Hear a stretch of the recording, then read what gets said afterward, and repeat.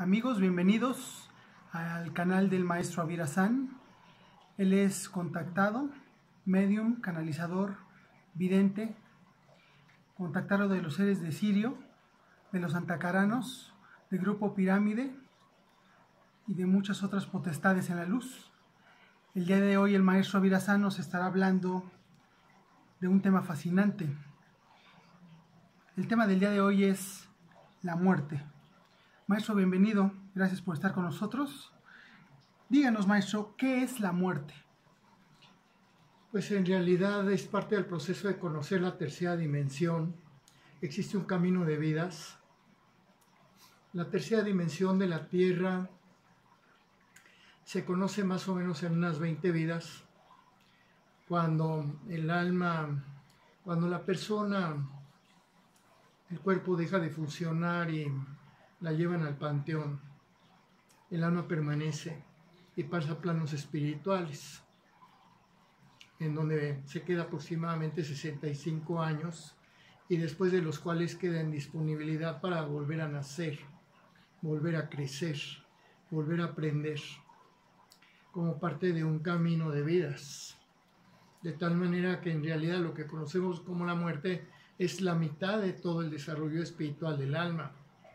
Si consideramos que esas 20 vidas que se lleva el camino de la tercera dimensión, se llevan unas 20 vidas, quiere decir que son 2500 años el conocimiento de la tercera dimensión para un alma en la luz, lo cual equivale a que una persona que haya terminado el camino humano tiene 1300 años de permanencia en planos espirituales.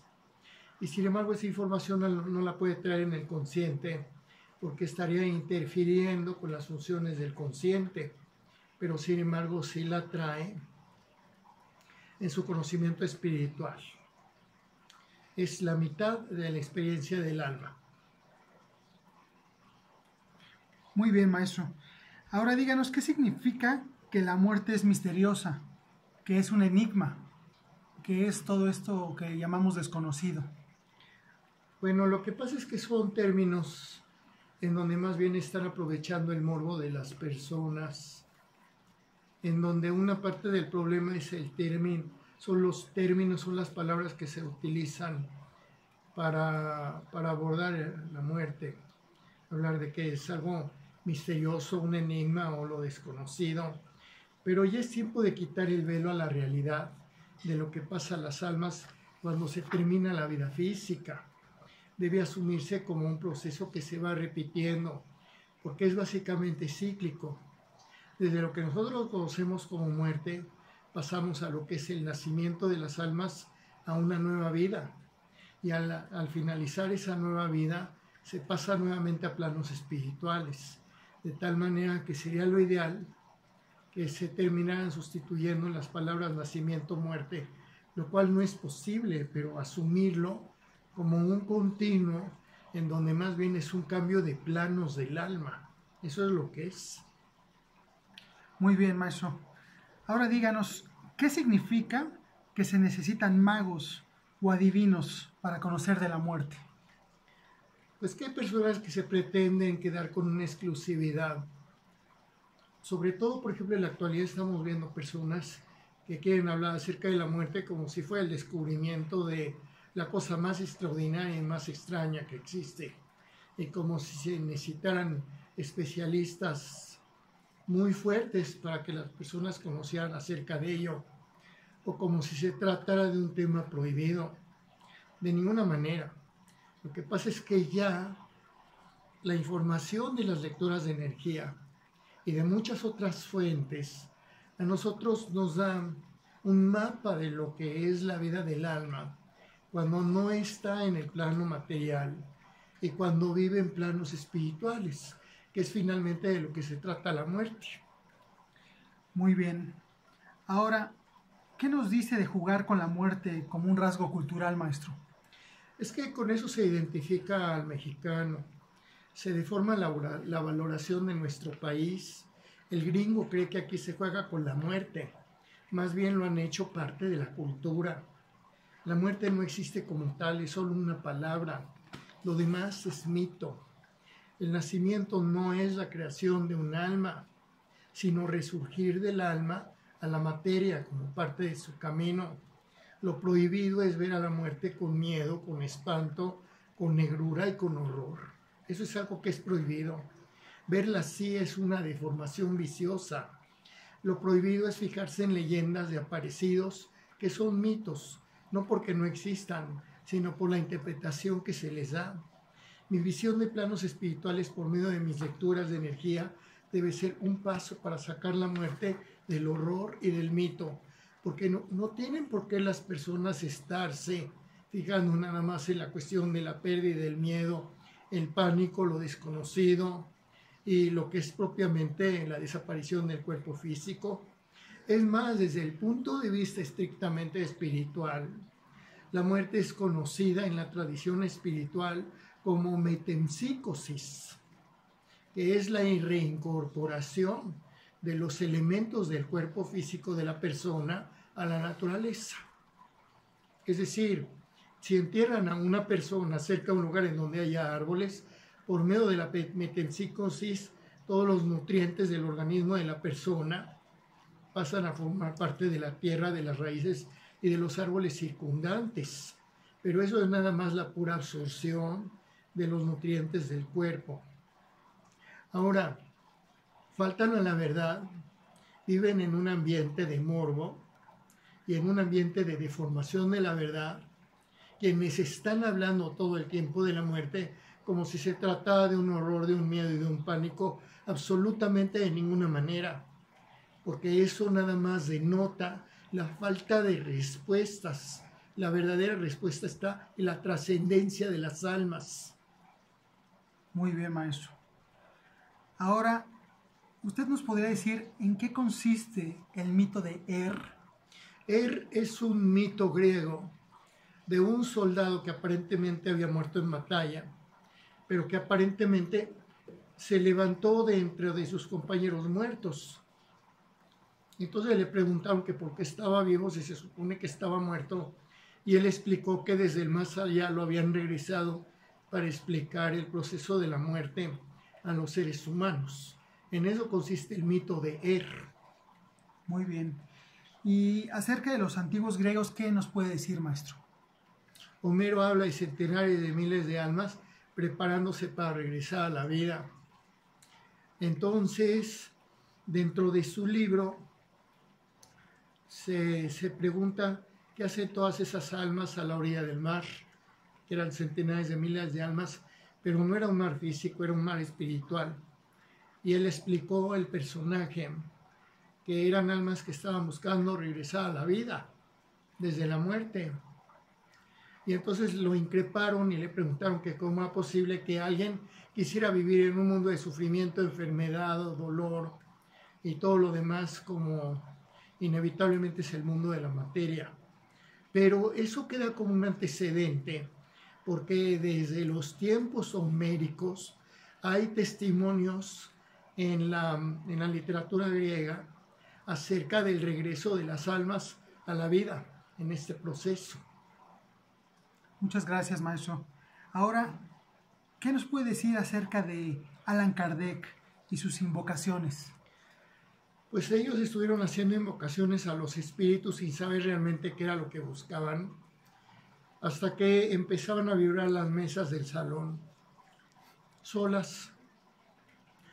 Vibraban y se movían mucho las mesas. A eso ellos le llamaron las mesas parlantes. Pero lo que pasa es que eran espíritus que estaban manifestándose en las sesiones físicamente. En una ocasión, una de las mesas del salón de sesiones empezó a caminar en una sesión espiritista de Allan Kardec. Los asistentes se subieron arriba de la mesa, pero la mesa siguió caminando. Llegó a las escaleras y empezó a subir la escalera, la mesa, con las personas arriba, hasta que finalmente la mesa se detuvo a donde se acabó la escalera. Esto era totalmente inconveniente, porque en realidad ellos se dieron cuenta de que había potencias desconocidas, espirituales, conciencias que se estaban manifestando de esa forma tan terrible en las sesiones de Allan Kardec, quien por cierto nos habla de grandísimas maravillas, por ejemplo acerca del cielo, el infierno, el karma y todo lo demás. Para todos aquellos que se quieren enterar, es toda una revelación. Qué interesante, maestro, muchas gracias. Ahora, ¿qué dicen quienes han regresado de la muerte clínica, maestro Avira-san?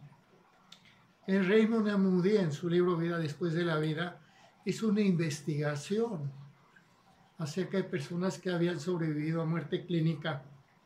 Ellos hablan acerca de una revisión que hace el alma de etapas de lo que ha vivido, como si fuera una película de sus edades, una masa de agua muy repetitiva en relatos sobre el más allá, un espíritu resplandeciente, personas fallecidas sin paz, fijas en sus omisiones y sus descuidos. Son algunas de las experiencias que nos traen los sobrevivientes que han regresado de experiencias de la muerte clínica. Muy bien, maestro. Ahora, ¿nos puede decir cuáles son los pasos del alma en planos espirituales después de morir? El primer paso es un estado de espera en que el alma queda en un ámbito espiritual resguardado del que no puede salir, porque está cercado por guardianes espirituales. Independientemente de que el alma ya merezca toda la felicidad, la dicha, la luz espiritual, etc., de todas maneras tiene que esperar.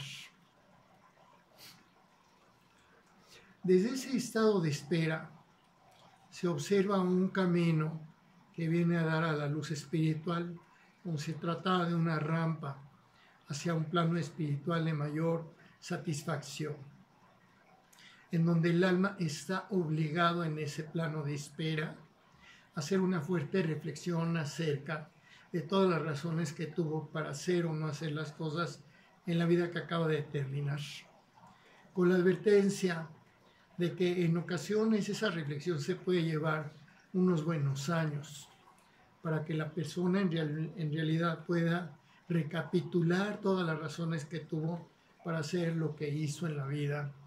Y debe ser satisfactorio para los guías, para permitirles salir de ese lugar en el que se encuentran las almas. Eso es el número 1. El número 2, existe la posibilidad de una dicha dinámica, que es una dicha para las almas.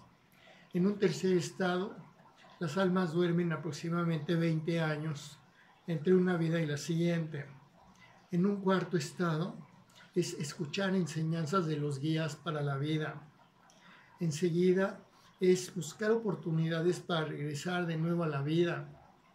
Y después, la ceremonia del antes-después, que es así como se llama la ceremonia, en la que los guías espirituales preparan a las almas cuando ya están listas para regresar a la vida. Así es que, pues allá hay una serie de etapas que están muy bien fijas para las almas, de tal manera que se cubren muy bien esos 65 años del alma en planos espirituales. Apenas se alcanza el tiempo para cumplir con todas las obligaciones del alma de vistas a la siguiente vida. Muchas gracias, maestro. ¿Qué puede decirnos ahora acerca del Valle de la Muerte? Es que lo que pasa es que se ve que uno de los lugares a donde pueden estar las almas es un inmensísimo lugar en donde van caminando unas 40 o 50 mil almas. No van de la mano, no se toman del hombro, no platican, sino que cada alma va reconcentrada en su propio ser. O esto podría tener unos 100 o 200 metros de ancho y unos decenas de kilómetros de largo, a lo largo del que se ven todo este río de almas en planos espirituales. Pero caminar ahí resulta trabajoso. Es como una meditación del alma para consigo misma. Al final de ese lugar, que es tan multitudinario, de las almas caminando en silencio, se nota que se alcanza un estado de luz espiritual y de dicha completamente expansivo y explosivo. En el Salmo 91, en donde la Biblia dice, el Señor es mi pastor, nada me falta, por haber desprados me llevará, y el Señor estará junto a mí, aunque yo camine por el valle de la muerte. A mí me parece que es este lugar al que se refiere la Biblia como el valle de la muerte, que quiere decir que es un momento de reflexión, pero no a todas las almas, porque esto no lo pasan todas las almas, sino nada más aquellos que han sido terriblemente desleales en sus vidas humanas, desleales con el amor, desleales con la fidelidad, desleales con la pareja, desleales con los hijos o desleales con otras personas, que quiere decir que han tenido comportamientos que no son propiamente malos, pero que sí han sido faltos de lealtad. Eso es. Muchas gracias, maestro. Ahora platíquenos, maestro, ¿se crea el alma en el momento de la concepción? El momento en que una pareja concibe, ponen un anuncio en el clasificado del astral. Se solicita. Ahí van a poner cuáles son las oportunidades que como pareja van a brindar al alma que va a llegar como su hijo. De tal manera que todas las almas están ofreciendo una oportunidad diferente dependiendo del nivel de desarrollo que tienen los padres, de los ambientes, de la educación, de la alimentación que le van a ofrecer al hijo y de las oportunidades sociales, comunitarias, etc. Así es que en realidad las almas ya existen y lo único que están haciendo es responder a las oportunidades que les entregan los padres. Así es que las parejas no están creando un alma al momento de la concepción, sino que en realidad el alma que viene como su hijo es un alma con previa existencia, pero que está interesado en el tipo de oportunidad que esos padres le van a entregar en alguna forma. Podría ser, por ejemplo, la herencia genética. Podría ser, por ejemplo, las oportunidades de desarrollo en la vida. O podría ser la familia misma. No se crea un alma, como tampoco desaparece un alma al momento de la muerte. Por eso no es nacimiento, sino que esto es más bien el momento en el que se presenta un alma que ya existe para comenzar su experiencia en un cuerpo humano en el nacimiento. Y por eso no es la desaparición del alma, la muerte física, sino que es el momento en el que el alma termina su camino en la vida del mundo físico y empieza a incorporarse de nuevo a los planos espirituales. Qué interesante, maestro. Ahora, basándonos en esto que nos acaba de explicar, la pregunta sería, ¿se acaba el alma con la muerte física? En realidad eso es parte de del gran miedo y del gran temor de las personas, ¿verdad? Desaparecer definitivamente. De hecho, no se puede matar. En lugar de eso, lo que hacen es eliminar a la persona. Pero el alma permanece. Es decir, a una persona la eliminan, pero no la matan. Muy bien, maestro. Ahora, ¿cuál es el papel de la religión? ¿Qué nos podría decir acerca de esto? La religión es el cable USB que conecta el mundo humano con los planos espirituales. Todas las religiones, de una u otra manera, pueden hablar acerca de lo que se conoce como la regla de oro, ¿verdad? Vas a tratar con quienes te relacionas como te tratas a ti mismo y vas a evitarle hacer a los demás lo que tú no te harías a ti mismo. Las religiones históricas corresponden a culturas, razas, continentes, lugares históricos, periodos históricos, etc. Pero todas las religiones de la tierra, todas las religiones de luz, están enfocadas para traerle el conocimiento del mundo espiritual, de las leyes de Dios y de la garantía de las almas para evolucionar y para ser felices, específicamente enfocadas desde dos puntos de vista, todas las religiones. Primero en el templo, porque es el lugar de la congregación de la comunidad. Y segundo, ver el mundo de la vida humana trascendental desde adentro del corazón. Todas las religiones de luz están hablando acerca del mundo espiritual. Muchas gracias, maestro. Ahora, la siguiente pregunta nos la han hecho mucho todas las personas que lo siguen en sus redes sociales, en su canal de YouTube y en su página oficial. La pregunta sería, ¿la muerte es igual para todas las almas? Cuando se trata de quienes cumplen, siempre es esperanza, es espera, pero también siempre es promesa.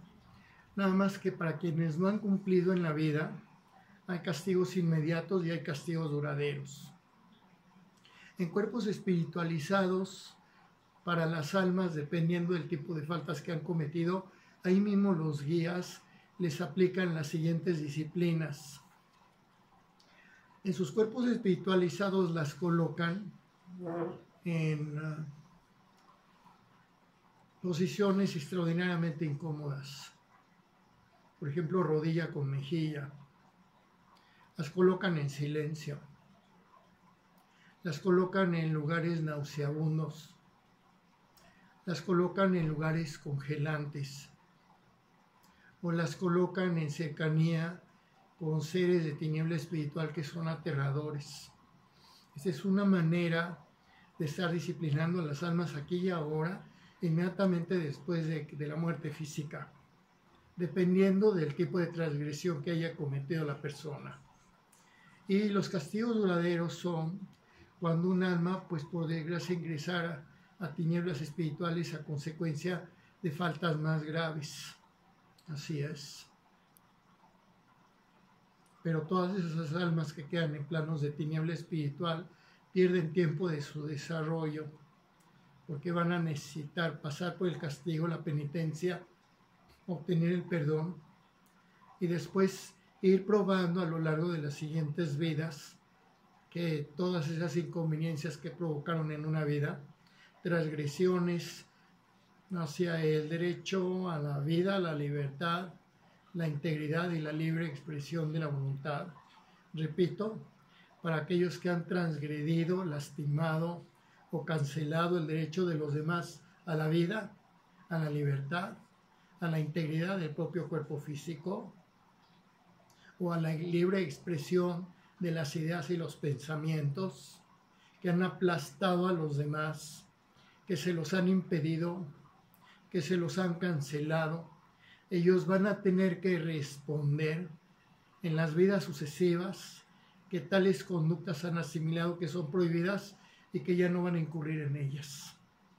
Así es que es una gran pérdida de tiempo, pues, para la evolución de las almas, los castigos permanentes. Muy bien, maestro. Ahora, ¿qué pasa con los que mueren siendo todavía niños? Se llama vida fallida. No tienen salvoconducto para volver a nacer. No lo hay. Obtener un salvoconducto en planos espirituales para regresar a la siguiente vida a los 25 años de haber muerto, se necesita verdaderamente un permiso muy, muy especial para lograrlo, Así es que más bien lo que hacen es incorporarse a labores en planos espirituales. Muy bien, maestro, gracias. Ahora, ¿qué pasa con los que mueren accidentalmente, maestro? Pues hay lugares a donde van a dar todas las almas que murieron sin darse cuenta qué pasó. Es un lugar de gritos, espanto, horror. Hay almas que piensan que están soñando, que es una pesadilla, que necesitan despertar. Llega un momento en que se dan cuenta que eso no es ningún sueño y empiezan a resignarse con una terrible actitud de decir, yo no puedo creer lo que está pasando en este lugar, pero todo parece indicar que yo no voy a regresar a la vida o que ya no voy a despertar. Entonces en ese momento llegan los ayudantes de los guías espirituales y le dicen, ven, acompáñame, y los llevan con los guías y los guías les explican lo que pasó. Lo que pasa es que te electrocutaste, nunca te diste cuenta de que te habías muerto Y hasta llegó la cosa, o sea, fue una muerte instantánea. Ya no vas a regresar a la vida y entonces los pasan a, digamos, dentro del proceso de todos los procesos de las almas en planos espirituales, en la luz, en penumbra o en oscuridad, dependiendo de cómo se hayan portado. Recientemente, hace unos 5 años,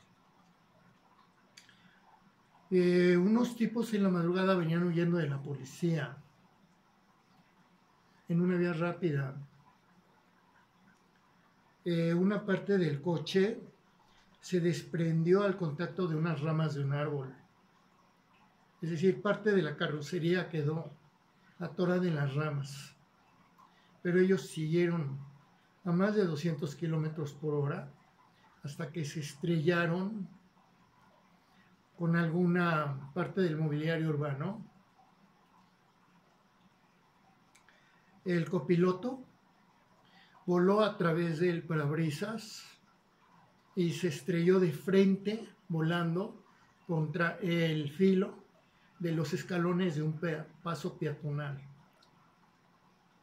Y el conductor salió despedido a través del parabrisas y fue a dar a unas decenas de metros sobre el pavimento. A los dos se les salió el cerebro quedó con una gelatina afuera de sus caras.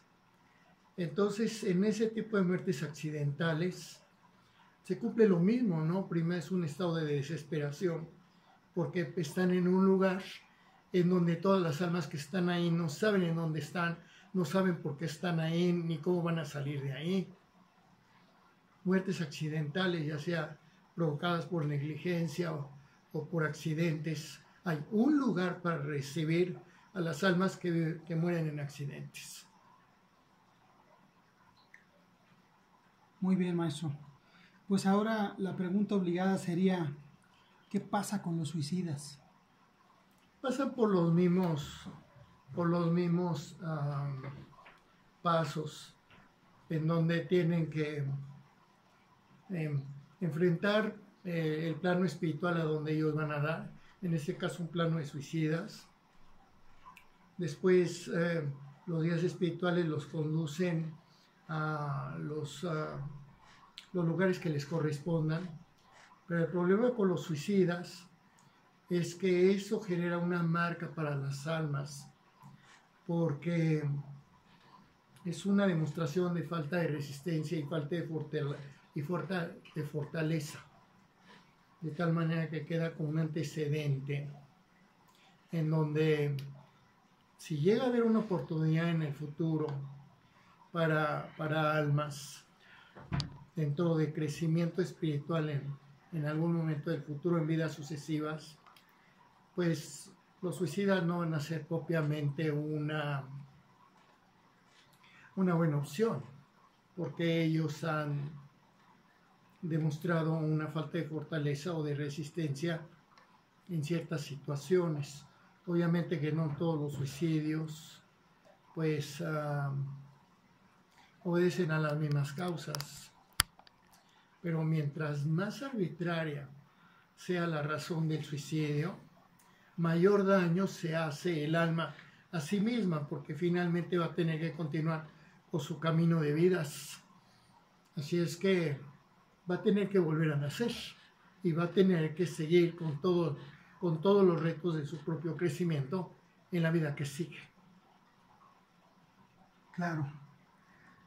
Ahora, maestro, cuéntenos qué hay en planos espirituales. ¿Qué nos puede decir acerca de qué hay en los planos espirituales, maestro Ávila? Coros, guías, ángeles, sitios en el astral que tienen enseñanzas. Hay un sitio en que hay voces en el aire. Hay un sitio donde se escuchan estrelladuras de vidrios muy intensas. Hay un sitio donde se escuchan voces que salen de rocas. Hay fuentes de realidades que son muy complejas, así como tales fuentes de realidades.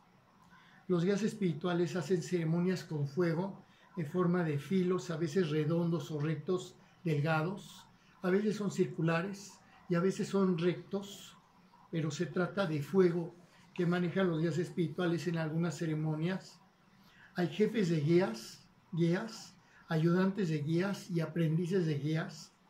Hay planos donde las almas están cantando y en otros planos están rezando. Hay santuarios religiosos en el astral.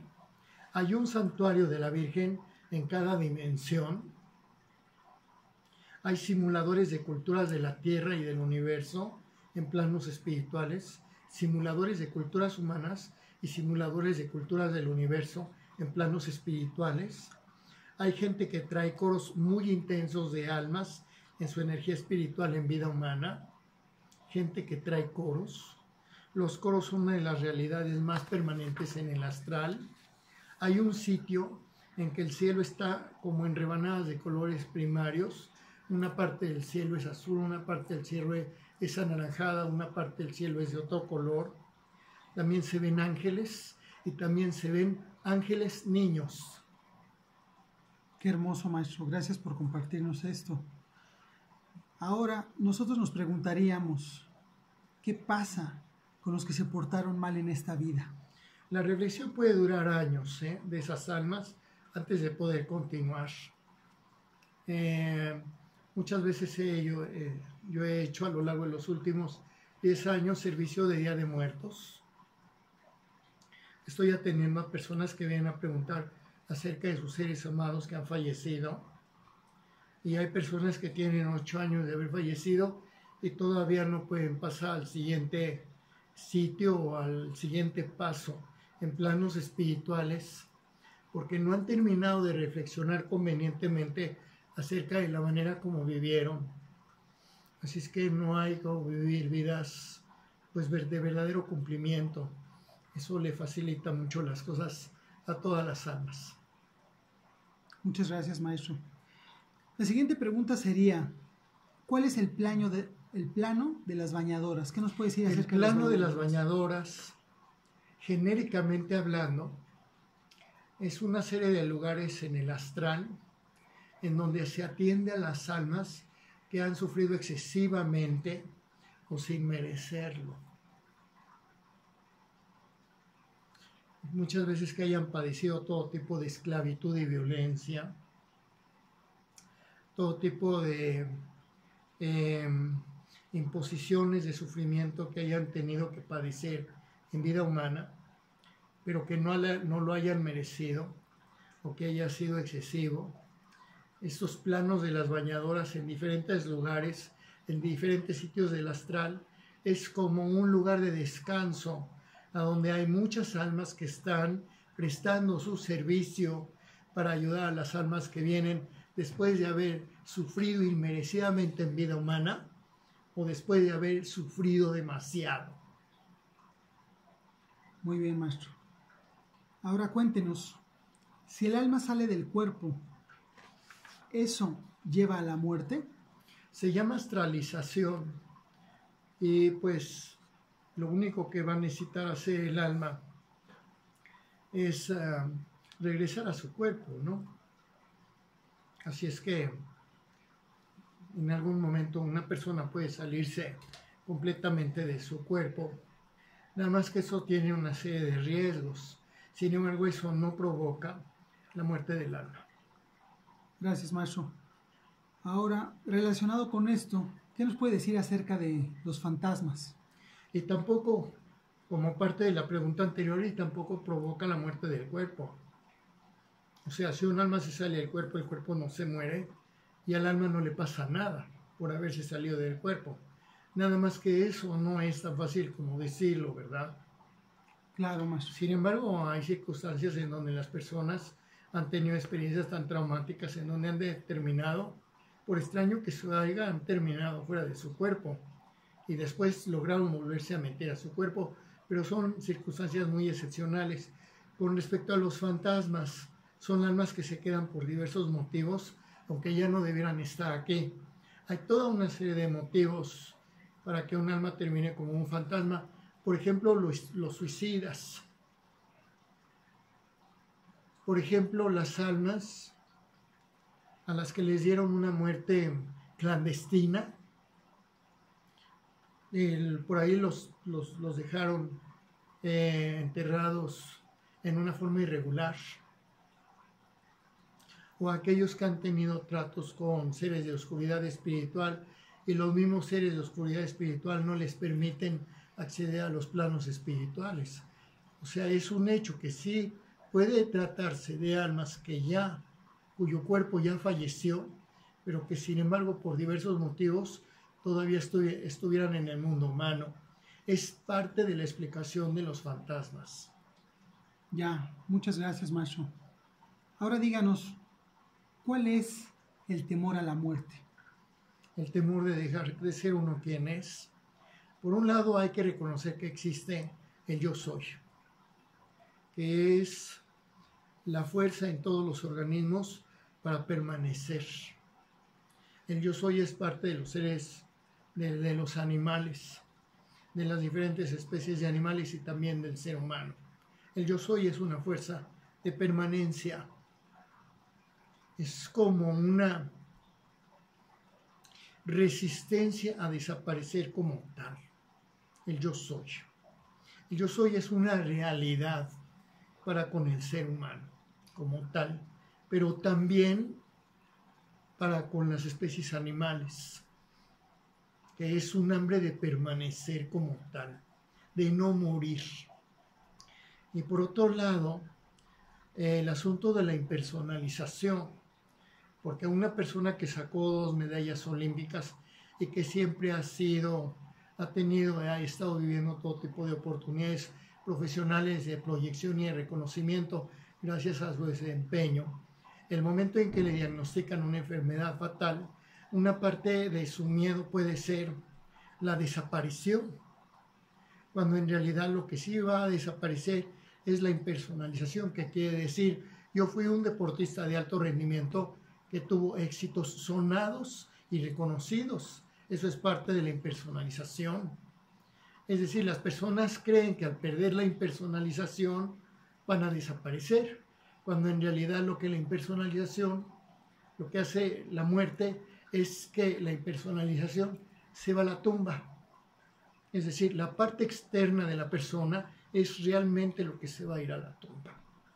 Toda vez que el alma, para su próxima vida, pues ya no va a seguir viviendo en el mismo escenario de ser un deportista de alto rendimiento con medallas olímpicas. O sea, eso fue parte de la vida pasada, pero ya no va a continuar como parte de su vida en el futuro, cuando vuelvan a ser. La impersonalización se va a la tumba. Y entonces se confunden, porque una persona piensa que porque se está perdiendo todo lo que ha logrado en la vida, entre comillas, pues a eso le llama desaparecer, cuando en realidad es más bien como si él hubiera llegado la caducidad a esos logros en la vida y a esa situación particular vital para continuar su camino como alma.